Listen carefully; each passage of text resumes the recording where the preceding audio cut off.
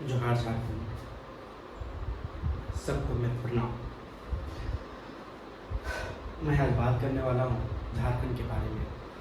ठीक है, झारखंड को अलग करने में किन किन समस्याओं से जूझना पड़ा, कितनी लड़ाई लड़नी पड़ी, किन समाज को कितना योगदान था, उन सब के बारे में आज बात करेंगे।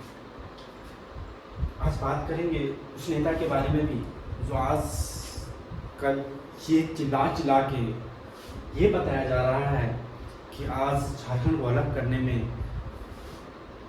महतो समाज का कितना योगदान है। चिल्ला चिल्ला के हर स्टेज में ये बताया जा रहा है कि इस महतो समाज का कितना योगदान है। मैं उसका भी बात करूंगा कि कितना महतो समाज का योगदान है झारखंड को अलग करने में। ठीक है, 1912 में सबसे पहले झारखंड की मांग रखती है। ये भी कौन रखता है? जॉन बार्थोलोमन। ये भी ईसाई आदिवासी समाज के है और इसे झारखंड आंदोलन का जनक भी कहते हैं। ये आदिवासी समाज का था। ठीक है, अब देख, आदिवासी शुरू से आदिवासी ये चाह रहा था कि झारखंड एक अलग राज्य बने, ये आदिवासियों का राज्य बने ये। ठीक है, और इनमें और बट आज के नेता, आज युवा नेता अपने आप को कहते हैं, पर वो चिल्ला चिल्ला के सबको ये बता रहा है कि महतो समाज के कितना योगदान है। मैं उसी का खंडन कर रहा हूँ। 1912 से 15 तक एक ऑर्गेनाइजेशन बनता है, क्रिश्चियन स्टूडेंट ऑर्गेनाइजेशन, जिसका नेतृत्व कर रहा था जॉन बार्थोलोमन। ये भी ईसाई आदिवासी समाज से बिलोंग करते थे और ये समाज पूरे आदिवासी का ही समाज था। और ये ऑर्गेनाइजेशन ये झारखंड को अलग मांग कर रहा था, झारखंड को एक अलग राज्य की मांग का बात रखी थी, उनके लिए लड़ा रहा था। उसके बाद 1915 छोटा नागपुर उन्नति समाज, उसके बाद आया झारखंड पार्टी। 1950 तक लगभग 50 साल तक सिर्फ आदिवासियों ने संघर्ष किया, झारखंड को अलग राज्य के लिए लड़ा। और आज चिल्ला चिल्ला के ये बताया जा रहा है कि नहीं, झारखंड अलग करने में अगर किसी का योगदान है तो वो निर्मल महतो, सुनील महतो और न जाने 3-4 महतो का तो नाम गिना दिया होगा, यही 3-4 महतो का नाम गिनाता है। आदिवासी समाज की शहादत की बात अगर करें, कितना योगदान है। ये जो धरती है, झारखंड की धरती, ये आदिवासियों के रक्त द्वारा सींचा गया धरती है,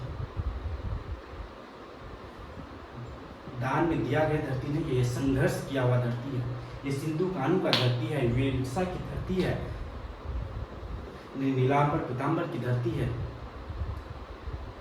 ये तिलका मांझी का धरती है, ये फूलो भानो की धरती है। ये उन तमाम झारखंड वासियों का धरती है जिन्होंने झारखंड को एक अलग राज्य मांगने की कोशिश की।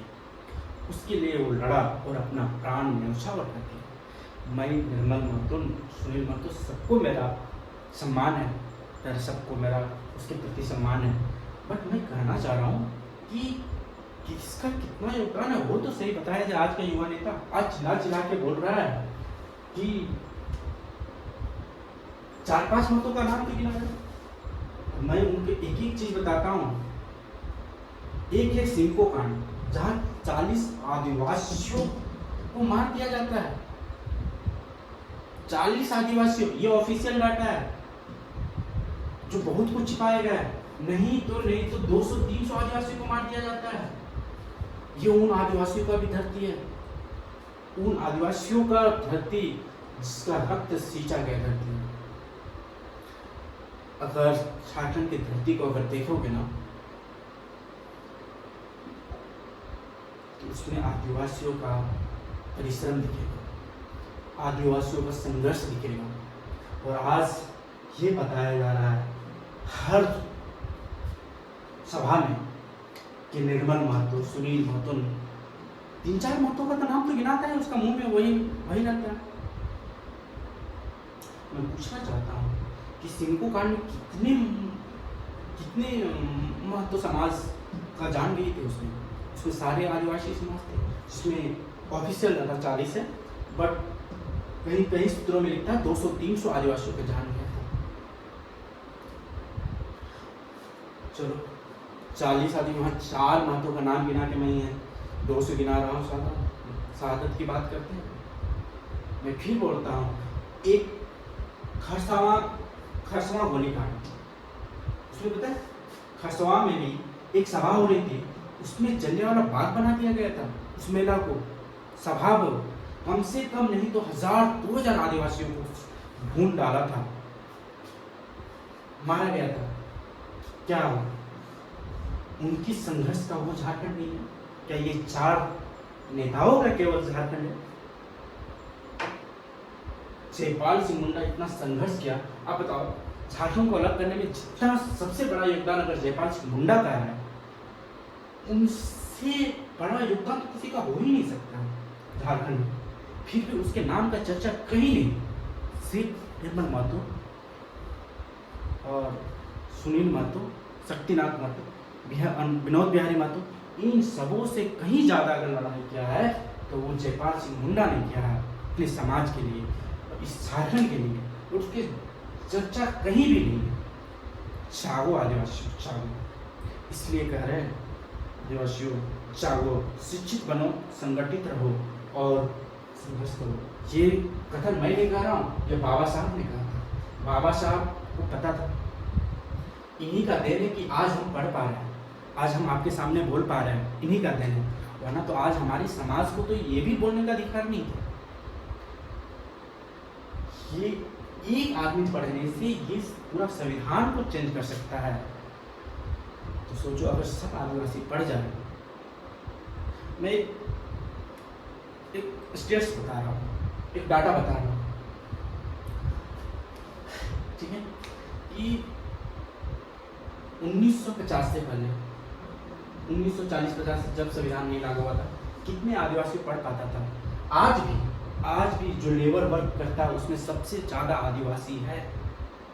अगर आज भी तुम लोग ऐसे नेताओं को अगर आगे बढ़ाने, ऐसे पॉलिटिशियन को आगे बढ़ाने जिन्हें सिर्फ अपना सत्ता चाहिए, तो उसे दूर रहो।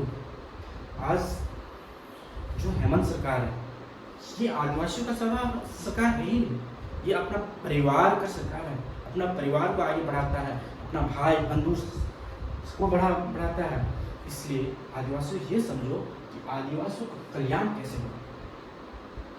ये सरकार क्या अपना सरकार है, ये परिवारवाद का सरकार है। अपना बाप उसका शिबू सोरेन इतने संघर्ष किया, इतना झारखंड के लिए इतना संघर्ष किया, फिर उसके बेटा को बना, फिर उनकी बीवी विधायक बनती है, ठीक है, उनका भाई विधायक बनता है।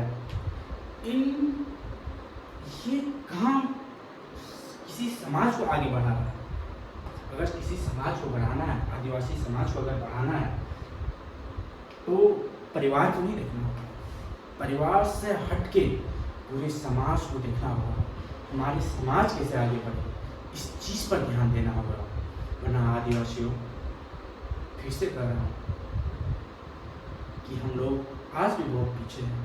आर्थिक स्थिति से, सामाजिक स्थिति में और राजनीतिक स्थिति में आज भी बहुत पीछे है। इसे बदलना होगा, ये बदलेगा। आज भी झारखंड में इतनी पॉपुलेशन अपना है कि अगर हम चाहे, आदिवासी अगर चाहे किसकी सरकार बने और किसकी सरकार ना बने, तो हम लोग डिपेंड हैं। हम लोग ये डिसाइड कर सकते हैं किसकी सरकार बने, किसकी सरकार ना बने। अगर हम सब संगठित रहे, चंद पैसों के लिए, कुछ रुपयों के लिए अपने वोट को बर्बाद मत करो। ये लोकतंत्र है, लोगों द्वारा चुना गया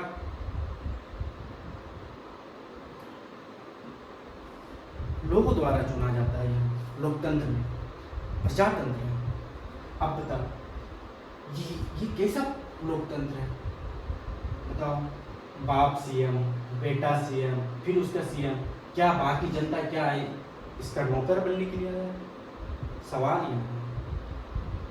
क्या बाकी समाज यही देखने के लिए आया है कि तुम ही अपना अपना पीढ़ी की पीढ़ी, हम लोग तो बस आपको वोट देंगे, एसटी के नाम पे वोट देंगे, और हमारे समाज क्या नाम है,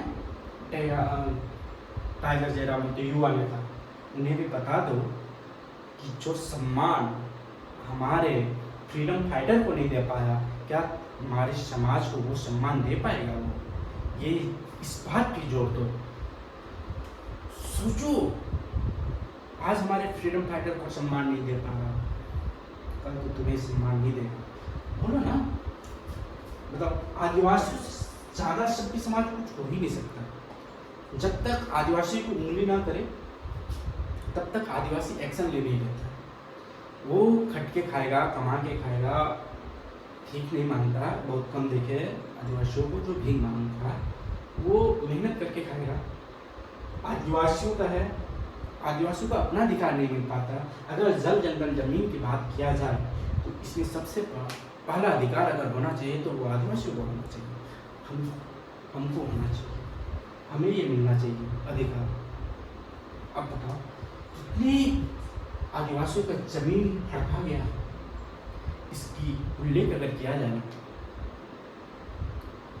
अगर आदिवासी अगर संगठित रहे तो सोचो 1 इंच भी जमीन कोई ले सकता है क्या? अगर संगठित रहो, आज भी गांव में, अपने गांव में या किसी गांव में आदिवासी समाज आपस में टकराव है, एक दूसरे से बनता ही नहीं, एक दूसरे का संगठित रहता ही नहीं। ये संगठित रहने का टाइम है। आप रहो, नहीं तो कोई और राज करके चला जाएगा और आपको फिर से आगे नहीं बढ़ने दिया जाएगा। आज जयराम, जिसको आप इतने लोकप्रिय नेता है, उसको बोलो कि ना कुर्मी समाज जो है उसे बोलो, क्यों तुम लोग अनुसूचित जनजाति के लिए, एसटी के लिए आंदोलन कर रहे हो? तुम लोग तो एसटी हो ही नहीं।